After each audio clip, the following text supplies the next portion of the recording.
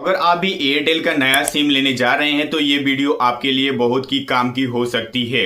अगर आप first time 2026 में एयरटेल का सिम लेने जा रहे हैं तो आपको पता होना चाहिए कि दुकानदार जो है आपको फर्स्ट टाइम का एफआरसी कितने करके देंगे और कितना आपको पेमेंट करना है। उसके बाद से आपको कौन कौन सा प्लान किस एफआरसी पे मिलने वाले हैं, इस वीडियो में हम फुल जानकारी देने वाले हैं। तो यहाँ पे बता दें कि एयरटेल के नियमों के अनुसार फर्स्ट टाइम एफआरसी या जो है यहाँ पे अनलिमिटेड कॉल या डाटा वाला रिचार्ज करके देते हैं दुकानदार के द्वारा, तो उतना ही आपको पेमेंट देना पड़ता है, उससे ज्यादा अधिक नहीं देना पड़ता है।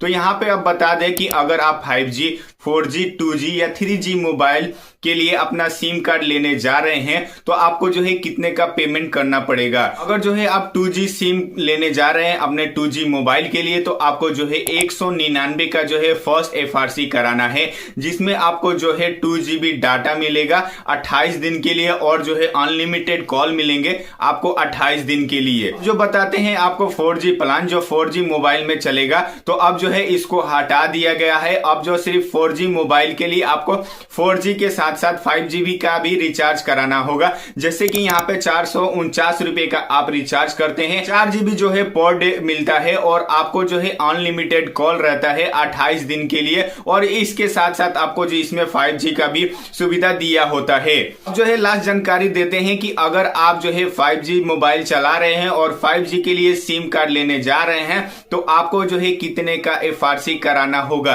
तो यहाँ पे जो है 349 का ही आपको एफआरसी कराना होगा, जिसमें आपको जो है 1.5 GB डाटा पर डे मिलेगा और जो है उसके साथ साथ यहाँ पर 5G नेट आपको मिलेगा 28 दिन के लिए। अगर जानकारी अच्छी लगी हो तो वीडियो को लाइक जरूर कर दें और इसी के रिलेटेड किसी की जानकारी के लिए हमें सब्सक्राइब जरूर कर लें।